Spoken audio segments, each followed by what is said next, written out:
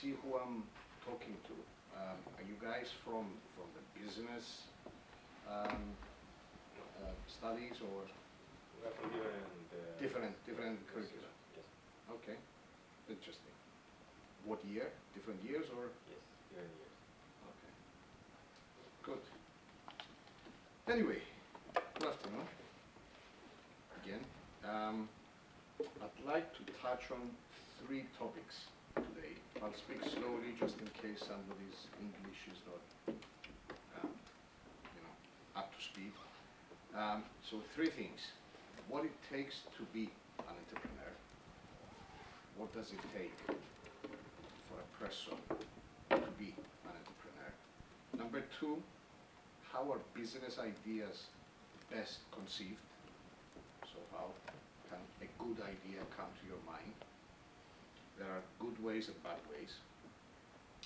And once you got these 2 sorted out, that you have what it takes to be an entrepreneur, you have a good business idea, how to structure your business model, which is basically a definition of how your company creates, delivers, and captures value. How it creates a product or a service, how it delivers it to the customer, the value of your service or product to the customer, and how you capture value, how you get paid. So that's what the business model defines. So, before I start, please allow me to start with a few notes about me. The most important of which, I think, from this list, is that I was one of you guys about 30 years ago, and have done what some of you may decide to do with your life if you decide to go into the entrepreneurship space. And I've done it several times since I was in your shoes. Things were different then, of course, but the fundamental principles are all the same, exactly the same, actually. In fact, today it's much easier than we had it 30 years ago. So, about 10 years after selling my third company that I founded, funded, grew, etc., I crossed the bridge and became a full-time investor. So in 2013, I founded CYBAN, the Cyprus Business Angels Network. Today it has about 50 members, basically high net worth individuals with the funding, the appetite, the energy to invest in young teams of potential entrepreneurs, or startups as they're called. I have invested in 10 startups myself. I have evaluated thousands of business plans and business models that come to us for funding, and mentored hundreds of prospective founders like some of you, if you decide to take that very difficult but very rewarding, as you will see, route. By the way, please stop me if you have any questions.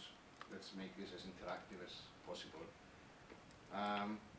So now let's, like I said, let's take a step back and see if you have what it takes to become an entrepreneur. Just came at the right time. I'm asking the right question. So, to start off, the path to becoming an entrepreneur, unfortunately, is not something you can test for. There's no test you can take that will tell you whether you can be or you cannot be, or you will be a good entrepreneur if you pass the test. There's no magic formula, there's no magic or perfect blueprint, and definitely no standardized test that measures your entrepreneurship potential, let's say. But what I can tell you is what you don't need to be. You don't need to be a genius programmer like Mark Zuckerberg.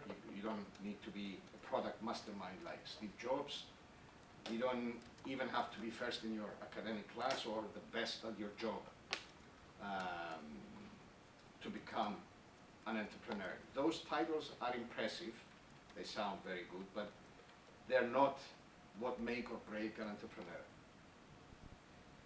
What you really need to be prepared, unfortunately, is the grind, the long days, sleepless nights, most importantly, be ready for rejection over and over and over and over again, many times. I'm sure those of you who are interested in entrepreneurship and watch videos and watch the social media in that space, it says exactly that, and it's very true. Entrepreneurship requires you to shed lots of sweat, blood, tears, literally. In the early days, you face unimaginable hurdles and obstacles, from investors saying no, to product failures, to uncertain cash flows. Your bank account is empty, you need to pay your suppliers, your first employees, and there's nothing there. So it's hard, it's not easy. The single most important trait that you need to have to be a good entrepreneur, any suggestions, any guesses? In English or English? It's just a word.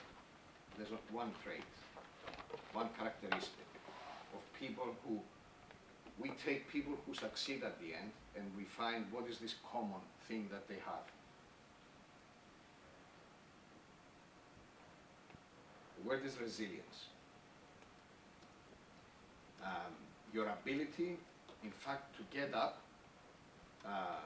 after every fall you have, to learn from that fall, to learn from that failure, and to persevere.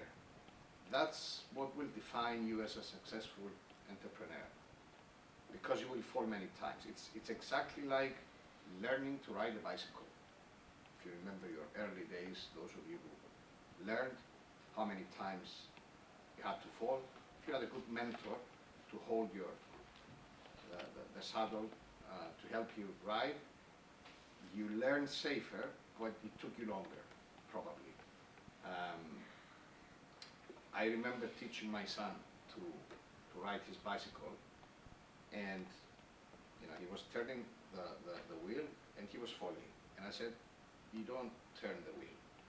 I said, how am I going to turn? I said, you tilt your body a little bit, but I'm going to fall. I said, no. He said, why? I have no idea. You have to try it and feel it. I can't tell you which muscles to contract to feel that you need to balance. Unless you try, unless you fall a few times, unless you get up and learn the next time, it's impossible to learn. You can't read a book about riding a bicycle and then get on the bicycle and ride. It's impossible. You have to try it yourself. It's exactly the same thing. Exactly the same thing. It takes a little bit longer. The risks are much more, financial risks and others. But you have to keep that in the back of your mind. Resilience is the foundation of people who become successful as entrepreneurs. So that's important. Keep that in the back of your mind, always. Now let's look a little bit on where business ideas come from. Let me see some hands. Has anyone thought? I'm not going to ask what it is, just to see if anyone thought of business ideas that could be good business ideas. 3 or 4, 5. Good. There's a wrong way and a right way to think of to conceive a business idea. The wrong way is by thinking, I want to be an entrepreneur, so let me find an idea and build a startup around it. So that is not good. Try to avoid that. Good ideas come when you see the need for a business. If you do it like that, if you sit back and think, let me find a business idea because I don't want to work 9 to 5. So I'm going to become an entrepreneur. So let me think of something. This often results in a situation where you have a solution that you created and it looks for a problem in the market to apply it. That's not good, to put it simply. You may have done as students some research or seen something cool in your academic studies and now you want to commercialize it. But without a clear problem to solve in the market, you're going to struggle to gain traction, customers, paying customers. This approach of conceiving a business idea lacks, if you like, a real world application that makes sense to the marketplace. The right way to come up with a business idea, which we talked about, is to focus on a specific, solvable, and high quality problem. I'll explain what a high quality problem is. Start by identifying a pain point that people or businesses are facing. And you know it. If you face it yourself, even better, because you know exactly what they face. One that hasn't been addressed well or is only partially addressed. So think of an idea, think of a problem, or find a problem that many people face or many businesses face, and not many companies have addressed it yet or have addressed it well. This is where great businesses begin. This is the starting point. So, but you know, you don't just stop there. You have to ask yourself, if you thought and you think it's a brilliant idea that is going to solve a problem for many people, why hasn't anybody else solved it yet? Valid question, isn't it? Why hasn't anyone done anything? And there's so many great minds and so much money out there. Why hasn't anyone thought about it? Is it because it's too expensive to solve? I mean, I've heard ideas of throwing garbage and waste in space. It's an endless space, so you can throw all our garbage. But the cost to throw garbage in space is immense. That's why nobody's doing it. It's a good idea because we save the planet by throwing all the plastic and all the waste, all the nuclear waste in space. It's a brilliant idea, but it's too expensive to implement. Is it a small market that I'm addressing? Only very few people or businesses have this problem that I have spotted. That's again a valid reason why nobody has done anything about it yet. It's a very small market. The economics don't match up. You know, the financials for the financial feasibility of such a business is not there. That's why it hasn't been addressed. Or, and this is a positive thing, that's why I have it in green, is it the boring space? There are boring spaces and exciting spaces. I'm not talking about space, I'm talking about areas. Let's talk about an exciting space, a dating app. Sexy, exciting, youthful. Lots of people think that, you know, I have problem dating, so I'll create a dating app. It's a personal problem that you face, many of your friends face. Let's create a local University of Cyprus dating app. It's a nice space, but you can be sure that because it's an exciting space, it's overbooked, usually.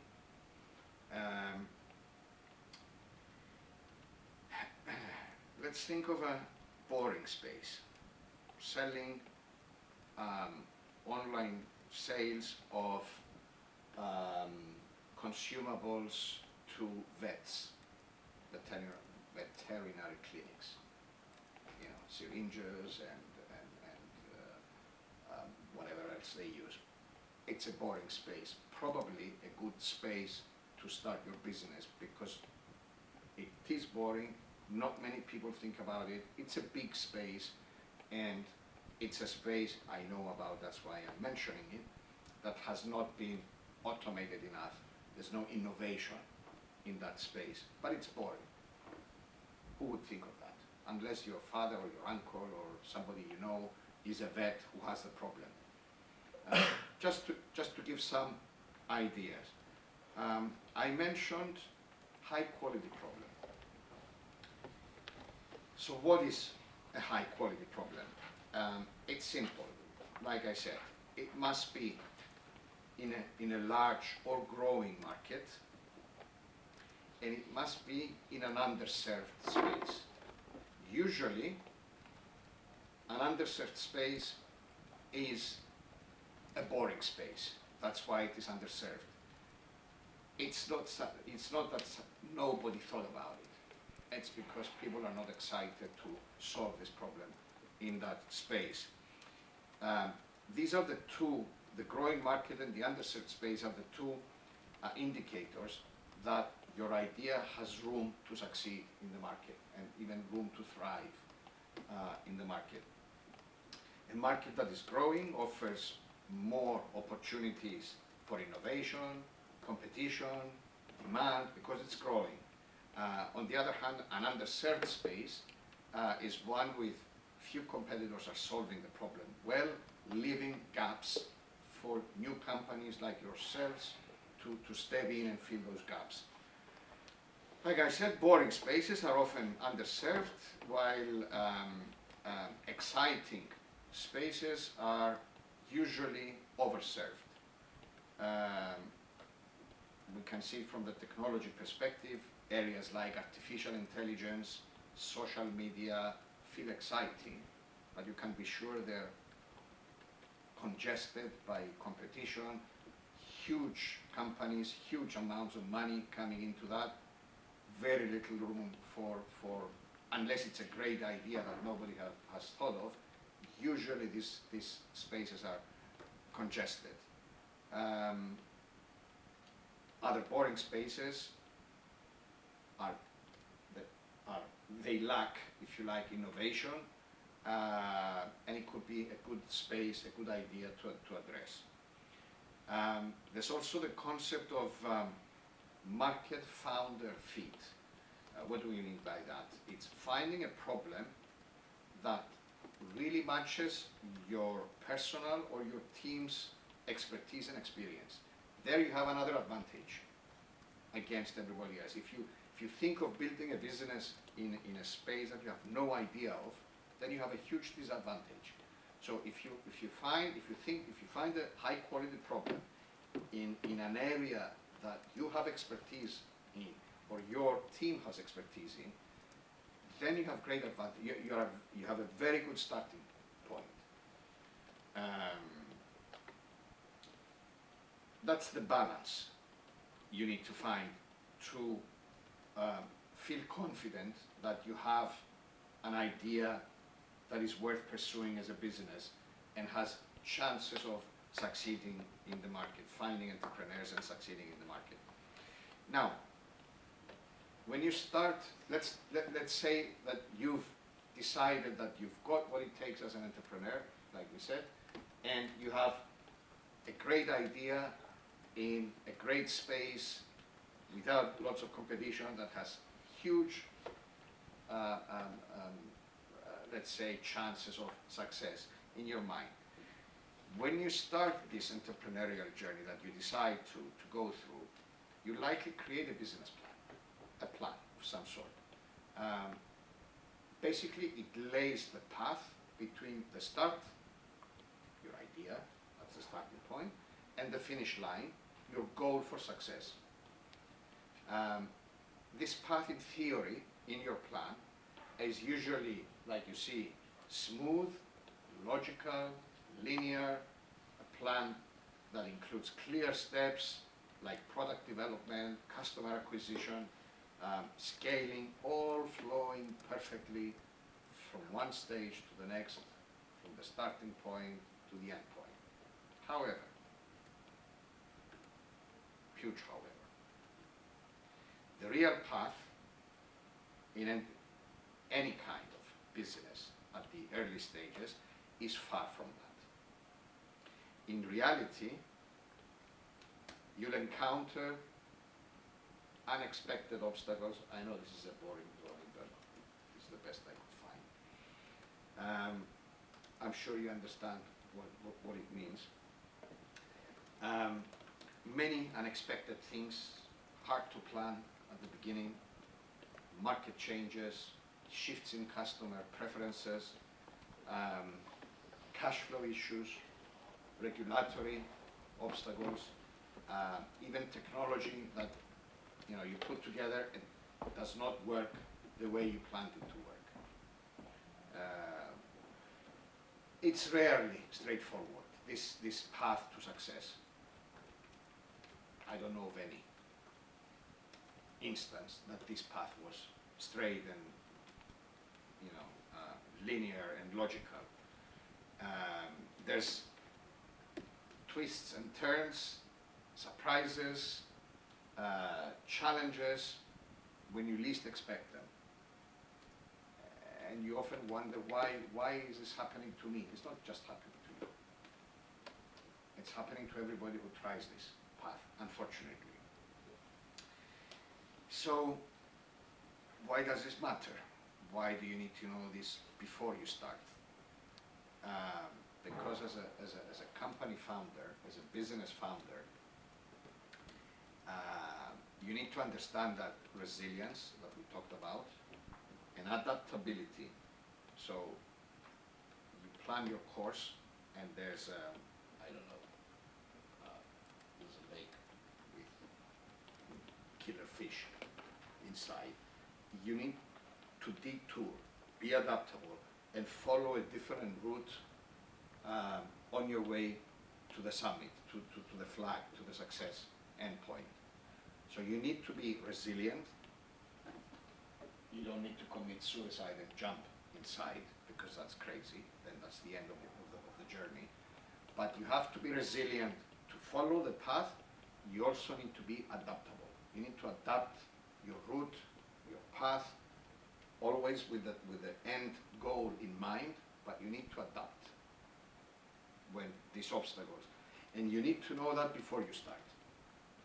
You make a plan, you know you could not plan for everything, there's going to be obstacles, and you need to be ready.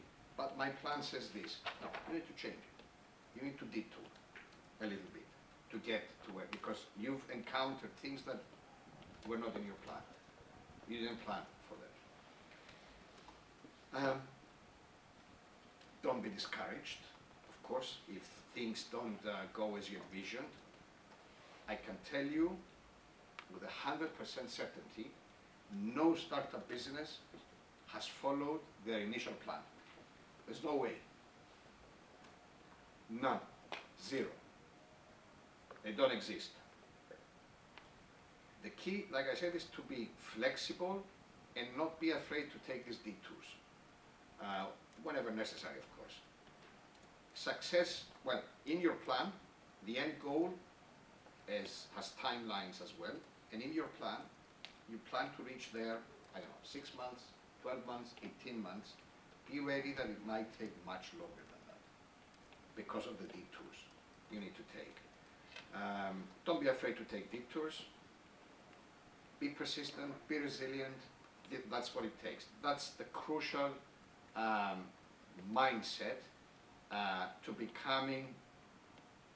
overcoming, the real route that you will find, the real life path that you will find. I've done it quite a few times, I know, and I know many people who've done it many times, and it doesn't change. They're all the same. This is what it looks like. The end, I can tell you, is amazing, but you need to get there. Can I forecast this reality? How can I be as close as possible to this? Can I forecast some of them at least? Here's another tough truth about entrepreneurship. You cannot perfectly forecast this future path. No matter how much research, planning, strategy, mentoring from other people you put into your business plan, the future will always be full of uncertainties, like everything else in life, but especially here. Why? Because the market changes. Customer needs evolve. There's no magic sphere that you can find all these things. Competitors will pop up where you least expect them. You think you're the only one in the market, and suddenly somebody with very deep pockets does exactly the same, does better than you, and you're left with zero. Do I stop? Do I detour? Because that's one of the huge obstacles that come my way. My advice is yes, be persistent, be resilient about this. Just an example, you might assume, for example, that your target customers will pay for, you have one version of your product or service that is cheap and everybody buys it, and in your plan you assume if I give a premium version of that product or that service, people will pay 3 times. And when you ask your potential customer, everybody says yes. My God, we cannot wait to have this premium and pay 3 times, and then you launch it, you spend a lot of money to develop it, and then nobody buys it. And I said, and you say, but you told me. You go back to your customer and say, well, things have changed, you know. Our financial situation is different. There's a competitor that does it with double the money, not triple the money. And then it's a flop. And you end up spending all that money, wasting all that money, wasting all that effort, putting a lot of resources, and it doesn't work. You cannot predict that. You need to be smart enough and resilient enough and adaptable enough to detour.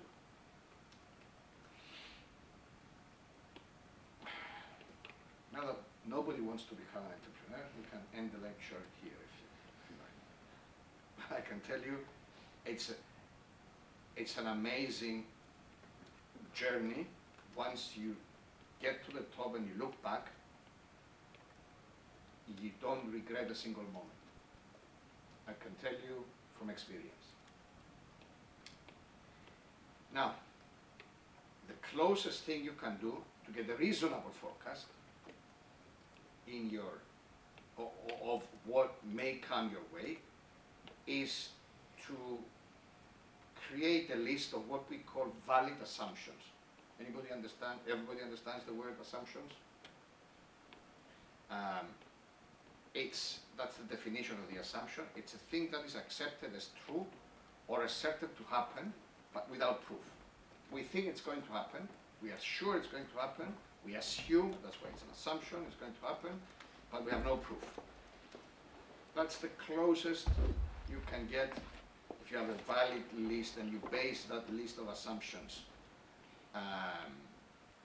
on facts that you take out of the market, your market research, your customers, when you ask questions, etc. That's as close as you can get to trying to forecast the path and the future and what's coming. Now, let's start getting a little bit more practical. Assuming you decide that you've got what it takes, you really believe that you have a great idea, before you proceed with trying to write a business model or a business plan, you need to really spend some time and use your gray matter here to come up with a vision statement for the business. This is what a vision statement is a clear and concise declaration of a company's long-term aspirations and the impact it aims to have in the future. It needs to be clear. It represents, essentially, the ultimate goal for the organization you're trying to create. And it should serve as your guiding light for all the decisions, the strategic, the operational decisions you will make in the future. So that's a statement that needs to be printed and put in a place in your office where everybody can see it. This is why we exist as a company. A strong vision statement should answer the question, what do we want to become? Or where do we see ourselves in the future? It should focus on the big picture, the big vision. And it should inspire employees, investors, anybody inside the organization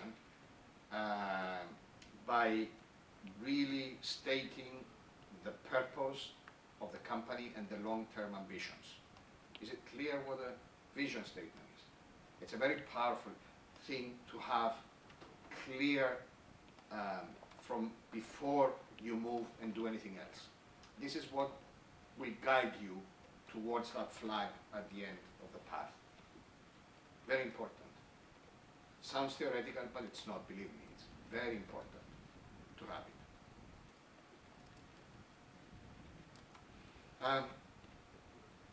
So, I'll skip through this an extra slide. It helps you prioritize your resources.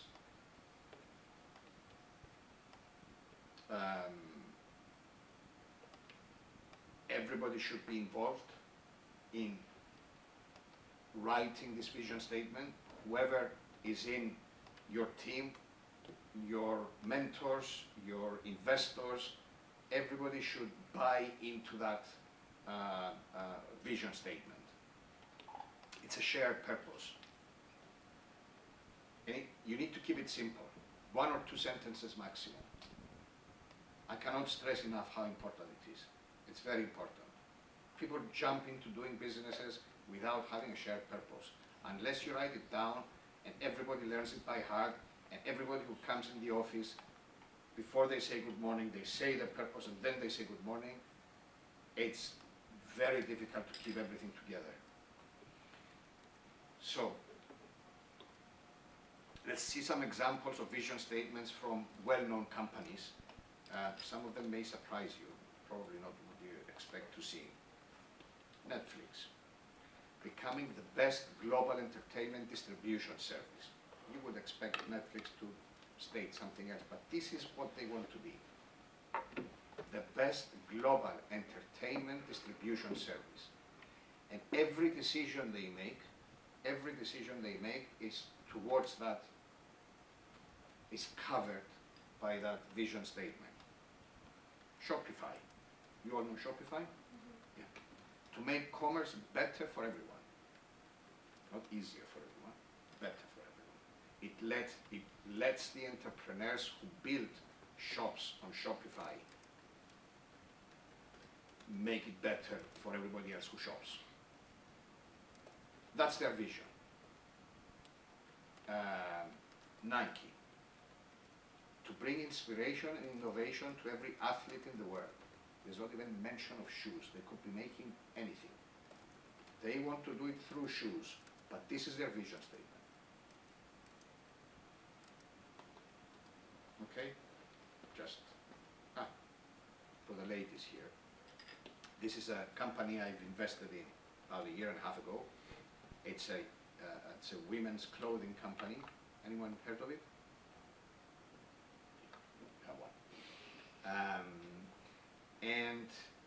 This is it's doing extremely well, by the way, and this is our vision statement.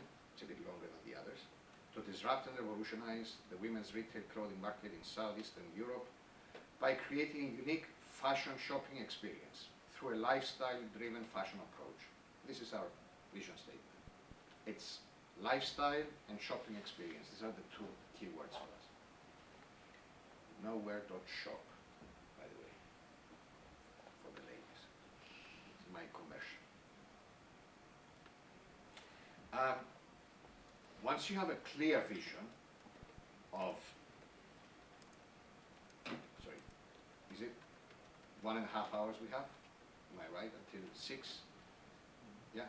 So at least this is what I have in my plan.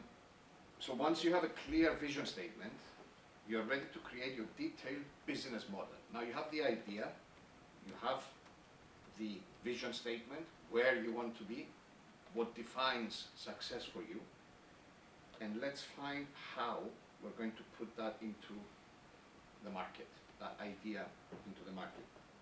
So, like I said before, the business model defines how your company creates, delivers, and captures value, and does it better than your competition. So that's what the business model defines. Today we'll dive into understanding a little bit how you can create a solid business model for your startup if you decide to have one.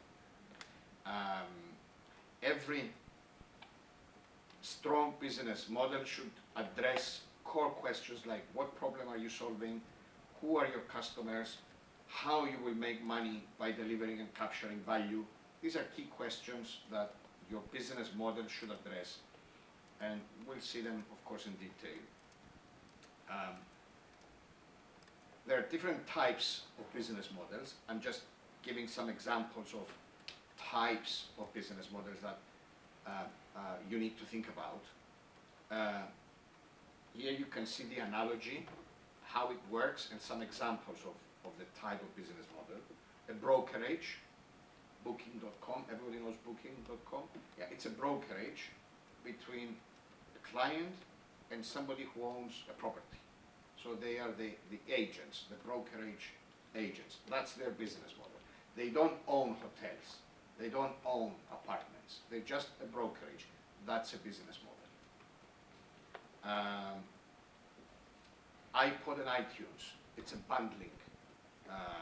They package together products and services that you can buy and download through their products. So it's a bundling. YouTube is what we call a crowdsourcing model. They don't own the videos. The crowds that upload the videos own the content. They just sell ads because the crowd that uploads videos uploads usually high demand videos, and millions of people watch them, and they can sell ads to those people who watch the videos. So that's crowdsourcing. And there's other models as well, like fractionalization, time sharing, subscription, like Netflix, easy to understand. And the razor blades model, which is used by companies like HP, Hewlett Packard. They sell the printers quite cheaply, and when you need to buy refills for your laser printer, your color printers, those are expensive. I worked at Hewlett Packard as the managing director of Hewlett Packard here in Cyprus for 10 years. So I know that model quite well. Hewlett Packard even thought of giving away the printers for free so that they could sell their ink and their cartridges. But then they decided not to because nobody appreciates free. You know, if it's free, nobody appreciates it. So they're cheap. You can buy an amazing printer today for less than 100 euros, but then it costs you about 50 euros each time or more, each time you need to refill. So that's their model. Same with Nespresso. You know, the machines are quite cheap, but the coffee cartridges, whatever they're called, they're expensive. Now, even though there are hundreds of different templates that you can use for describing and building your business model, I will use for today's session, for the next 40 minutes that we have, the business model canvas. Who has heard of the business model canvas? Okay, quite a few. It's a way of capturing in a more visual context all the components that are necessary to build and structure your business model. It was designed by a Swiss guy, Alexander Osterwalder, a young guy, relatively young as far as you're concerned. He's in his 40s now. He was much younger when he designed this. And it's used by almost every startup when they want to build their business model. It's very easy to understand. And this is what we're going to talk about, the components of this business model canvas. It helps you visualize how your business idea will translate into value creation and monetization. That's why it's an easy to use and easy to visualize tool. So, this is it. It's a strategic management tool. Can you read that? Can you read the components? Yeah? People at the back? It helps entrepreneurs and startup teams visually map, design, and assess their business model on a single page. Usually, the way that this map is filled up is a huge printout that you pin on the board. Everybody sends around with different colors of post-it notes, and everybody puts post-its on the various sections of the business model until you agree how the whole thing will work together. It breaks down into these 9 spaces that you see here. It's 9 essential components. Let's go through them. Customer segments, value proposition, channels, customer relationships, revenue streams, key resources, key activities, key partnerships, and cost structure. 9. We'll go through each one separately for the remaining of the time. Like I said, please stop me if you have questions, or if you want to see something again that I talked about. Anyway, by filling out each of these components, you will gain a clear and concise understanding of how your company will operate in the future and deliver value to your customers. One of the key benefits of using this model is, again, its simplicity. It's very simple to use. You will hear that if you go to lectures that talk only about the business model canvas, or if you go to a class that talks about, you may hear that it was developed as a replacement to the lengthy business plans with one-page representation. I disagree with that statement. I believe it's a tool that enhances the eventual writing of the business plan. This captures the business model, which is one part of the business plan. So even though many people, including the founder of this map, claims that this is a replacement of the business plan, from my perspective as an investor, I totally disagree. It's up to you to gain your own understanding about this, but this is my advice. It enhances and supports the development of a business plan. It doesn't replace it. Now, the business model canvas does many things for capturing all those components, but it encourages collaboration in doing so. That's very important. The whole team sits around a board that has the canvas pinned on it, and there's lots of brainstorming, there's lots of collaboration. You iterate ideas together and ensure that every critical part of the business in those 9 components is considered before the business plan is written. Now let's break down the 9 building blocks. Hope we have time. I will start from the center value proposition, it's placed strategically there in the center for a reason. And the reason is that this is the core of your business model. It describes why customers will choose you over competition. What is the value you bring to the customer so that they choose you over competition? It's about solving their problem more effectively. It's the value they get out of your company. So it is what makes your product or service unique and why customers would choose you over competition. I think that's the most important thing for any business. This is the solution to your customer's problem or a way to satisfy their needs. It defines your value, your value proposition.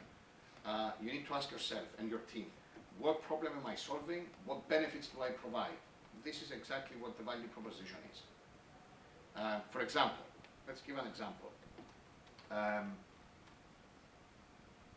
Are you offering, is the value you offer to the customers based on superior quality of your product? A better price? Greater convenience? A more innovative solution? What is the actual value that you do better than anybody else? If you're a ride service, let's say, like Uber, let's give an example, your value proposition should not be just I'm offering rides, but the rides that are faster to come pick you up, faster to go to your destination, more convenient, cheaper, accessible with just a few taps on your phone. Those of you who used Uber, they know how easy that is. So your value proposition there needs to be very clear, crystal clear to your customers. So you need to define it. What is it that I'm basing my value on? Price, convenience, combination of all those things. I cannot stress enough, really, that this is the backbone of your business and the reason your customers will buy from you. Clear? Questions before I move to the next one? It's 9 steps. I'll spend 3 minutes on each.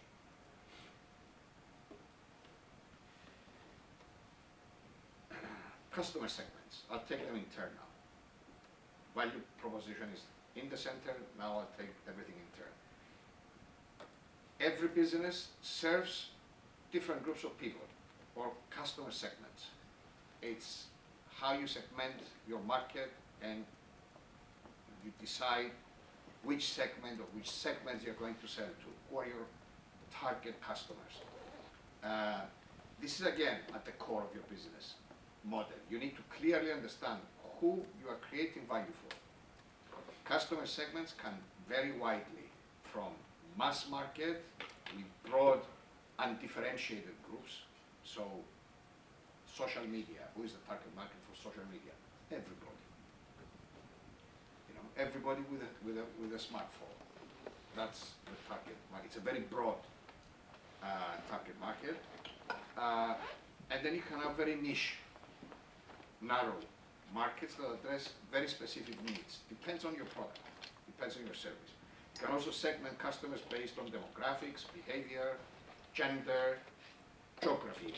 You know, my target market is Southeastern Europe, like we did with the Nowhere brand. Women in Southeastern Europe, younger women in Southeastern Europe, because this is what we sell. Trendy clothes for women aged 16 to 35. This is what Nowhere sells, for example. It's a very narrow market for us. A business may have primary customers, which is the main target audience, and secondary customers. What supplemental value to the business? For example, in the case that I mentioned before, a smartphone company, the primary customers might be consumers, and the secondary segment could be application developers who use their smartphones to develop applications. the key to a strong business model is to ensure that you know exactly who you're serving and what drives them. You have to know your customers very well. What drives them, what makes them not sleep at night, what makes them feel better, what makes them feel worse, if you want to satisfy those needs. Without a clear understanding of your customers, you risk offering something that doesn't meet their exact needs. You need to know them well. Channels. The channels component of the business model canvas refers to how your product or service reaches your customers. Through what channels does my product or service get to them? Channels can be direct, can be indirect, can take many forms: physical stores, online platforms, websites, social media. I have to decide how I'm going to reach, how my product or service is going to reach my customer. This is a channel. Each channel plays a role at different stages of the customer journey, from raising awareness, so my branding will reach my customers through this channel, to allowing customers, for example, to evaluate your product. I'll give you an example again with the Nowhere brand. We have introduced, because we've identified that some of the women are afraid to purchase online before trying the clothes first, because of size issues, body type issues, etc. So we've introduced, since this is an advantage we have over international online clothing shops like ASOS, for example, is that we're close, we're here. So we've introduced the private fitting sessions concept. So you can book an appointment with the brand. You can come to our warehouse. We have excellent facilities for changing rooms and mirrors, etc. You can try, you can see that, you know, which size is better for you, etc. Gain the confidence, and then you can order anything you want after that online. So, yeah, this is how we reach customers. This is one of our channels.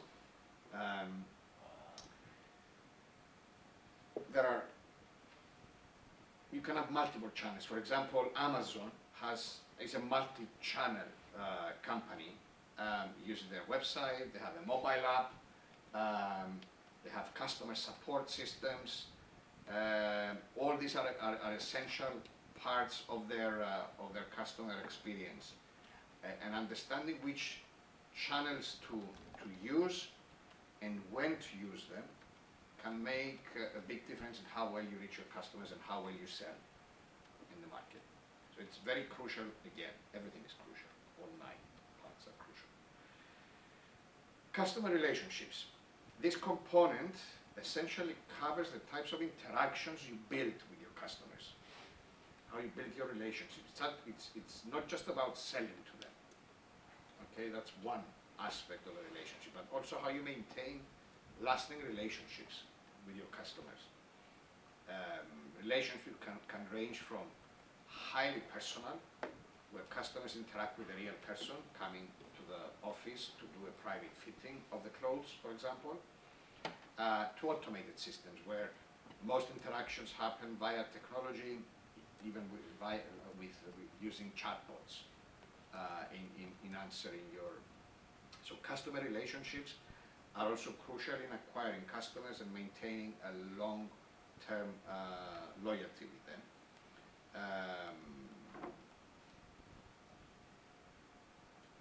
There are many examples I'm not going to get because we're running out of time.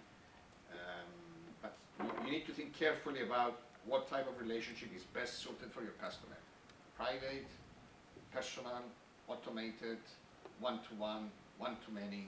You have to think what the customer expects from you after they buy, before they buy, and what type of relationship they need to have with your company. Revenue streams, how money comes to you. This component focuses on how your business generates income and how that income reaches you. This could come from direct product sales, so like we sell at nowhere at the online shop, we sell directly to the customer. It can come from indirect sales through agents, it can come from subscription models, licensing. This has to do mainly with your type of business model. So that's reflected in the revenue streams. You can implement different pricing models, such as fixed pricing, where each product or service has a set price, or dynamic pricing, where prices essentially fluctuate based on demand or other factors. I don't know if you know or if you remember EasyJet, when they came into the market, I don't know if they still do it, the pricing of the ticket, of the airplane ticket, was based on demand. So if you chose to fly a year from now, and it was a Monday, and it was not a public holiday, and it was very early in the morning, you could get a very cheap ticket. Talking about very cheap, 10, 20, 30 euros. And then as demand, as we're getting closer to the date and demand was increasing, the prices automatically, through a system, an internal system they had, started rising. So that's fluctuating pricing. All this you need to understand, and the different ways to monetize and how to monetize your business is essential, because it will impact your profitability and it will impact the success of the company. So it's very important to decide on your revenue streams, how the revenue is generated, which business model type you will use for that, and how that could be fixed or fluctuating one. Clear? Key resources. This element identifies what? The assets required to run your business. Everything has to be written here. People, talent, skills, capital, patents, raw materials, equipment, warehouses, every asset in your business needs to be put down here. These are all the resources. For example, a technology startup's key resources might include skilled software developers. You need to go down to that detail. Proprietary software, servers.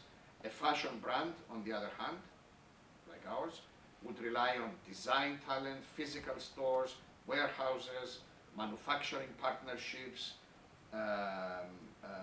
suppliers of other brands if we're a multi-brand company, etc. So it's critical to identify all your critical resources for your business and put them down here. That's another component of your business model. Key activities section focuses on the most important tasks your company needs to perform to operate effectively. What are the key activities? Everything you think about on a yellow post-it or pink post-it or green post-it, and goes up here. These activities are essentially directly tied to delivering your value proposition, reaching your customers, driving in revenue. Everything should be, it could include production, marketing, sales, distribution, customer service. Everything you can think of as an activity should go here. Company like Uber, for example, their key activities would include maintaining the application. That's a key activity, that's their core asset. Recruiting drivers, training drivers, handling customer service. All these are key activities for a company like Uber. An e-commerce business would focus on inventory management activity, website maintenance, order fulfilling, returns management, returning goods back to you, how you manage that process. So all these processes, activities should be written down.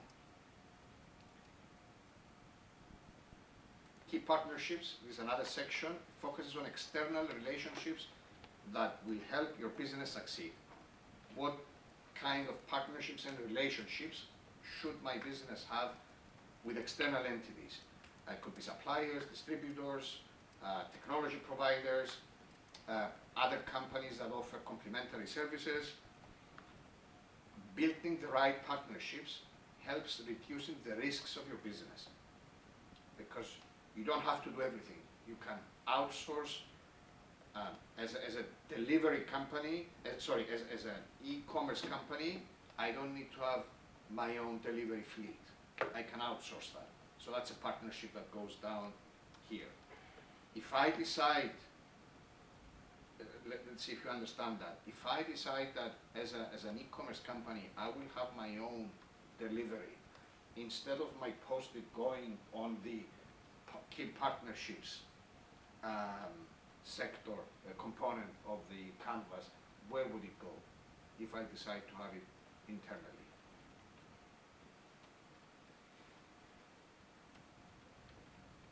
Here, in the activities. It's my own activity. So I need to maintain my own delivery fleet. It goes, that's how you conceptualize it. That's important to note. If I will have my own internal delivery, then that post-it will go under the activities component of the canvas. If I decide to outsource it, it goes under the partnerships component. It's important to, because then everything will start working together on your canvas. Cost structure, that's the last one, that's number 9. Last but not least, as they say, the cost structure examines the costs required to operate your business. Costs can be divided into fixed costs, rent, salaries, etc., and variable costs, materials for building my product, shipping services, etc. You need to think of everything again. Every conceivable cost that your company will have will go under this heading. A software company, for example, might have high upfront development cost to develop the software, and then very low variable cost just to maintain the software. A manufacturing company will have very high variable costs because they need to buy raw materials to manufacture the goods. So different concepts, and understanding these major costs is crucial for pricing your product. If I know all my costs, then I can price my product so that I can make a profit on that. So everything has to go here. And that's the last component of the business model. Let's see it again so that we remember what it is. So it's 9 components. Imagine that with lots of post-its, people brainstorming. We forgot this cost. Yes, let's put it here. Yeah, but this activity is important. We need to do it in-house. Let's move this from here to the key activities. And you will see this brainstorming session being mapped on this map. It's a very useful and very important tool to use. You can Google it and learn more. Of course, we don't have time to go through it in detail. I would have loved to do an exercise and things like that, but unfortunately we don't have time. I had so many things to talk about. Now, let me end by going back to the assumptions concept. Once you make this business model canvas in the back of the room and you have it and everybody agrees and the whole structure is clear with different post-its in different colors, essentially you have your detailed business model well thought of, and before you move on to writing your business plan, this is the time when you create the list of assumptions about your business, about the path that you will take before you move on to the writing that plan, writing the business plan. So, as I mentioned before, the closest you can get to a reasonable forecast is through valid assumptions. The key to dealing with these assumptions is, first of all, to recognize that they exist and that they have limitations. They're assumptions, they're not facts. So you need to be ready to also be able to adjust when they don't come out as true. You make an assumption, then you decide it's not true.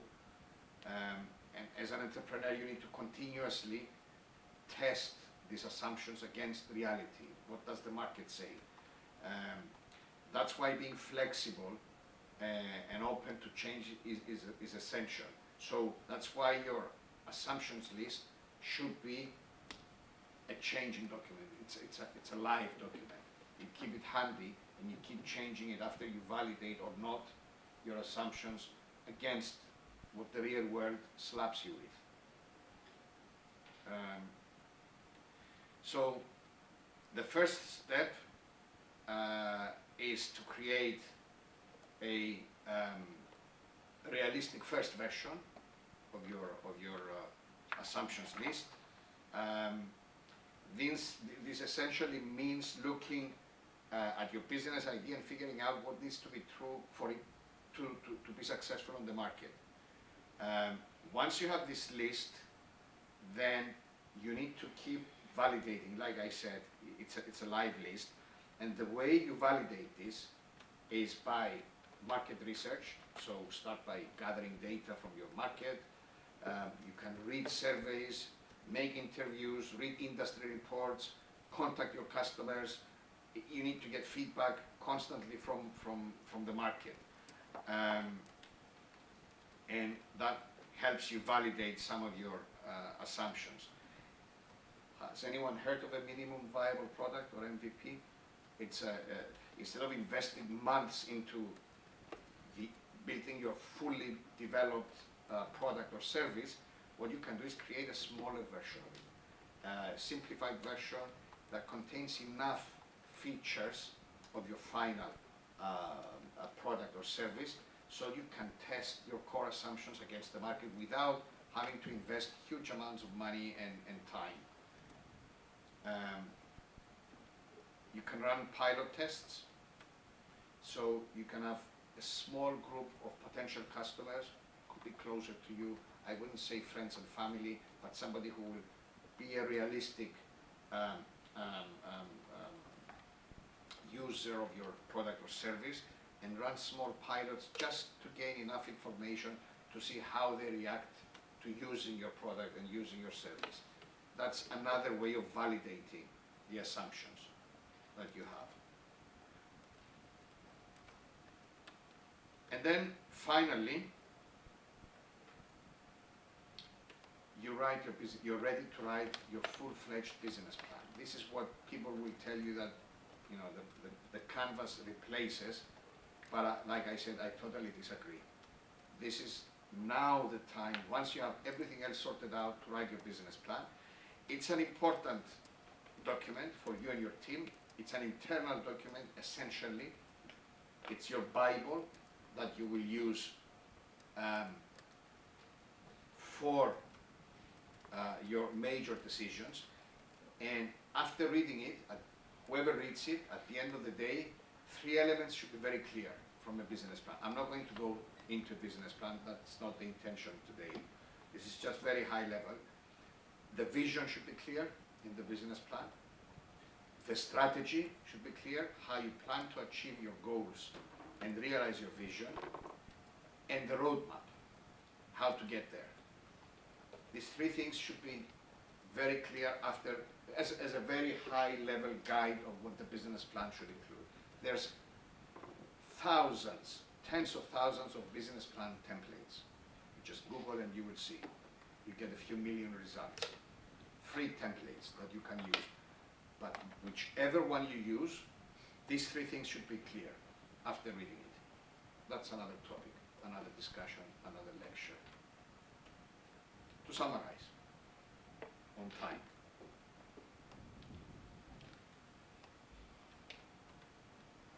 first of all, do you have what it takes to be an entrepreneur? The answer is yes. Then have you thought of a high quality problem to solve through your business idea? If the answer is yes, write your vision statement. Once you do that, decide on the business model type. We've seen the various types of business models. Once you do that, sit down with your team in front of your business model canvas and design your detailed business model with all the components on it. Once you do that, create your assumptions list. Initially, we said this is a live document. Once you do that, you're ready to write your business plan, which is your Bible or your Quran, depends on which religion you follow.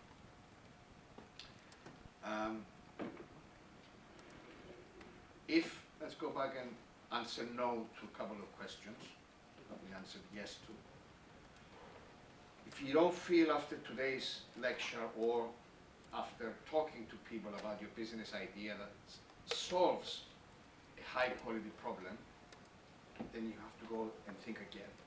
This is an iterative process until you hit it, until you get what you think is a great idea that solves a high quality problem. Yeah, may need to do this several times before you get it. If, however, the answer to the first question, do I have what it takes to be an entrepreneur, is no, and you ask yourself in the mirror and the answer is no, then you get a job and don't become entrepreneurs.